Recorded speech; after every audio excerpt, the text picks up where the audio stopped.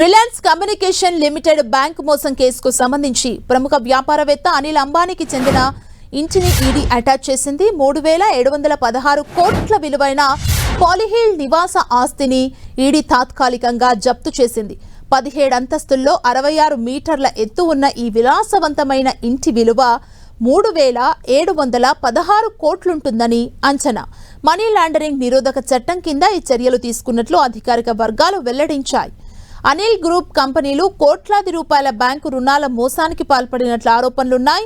Reliance కమ్యూనికేషన్తో సంబంధం ఉన్న ఈ కేసులో భాగంగా ఆ ఇంటిని ఈడీ అటాచ్ చేసినట్లు సంబంధిత వర్గాలు తెలిపాయి.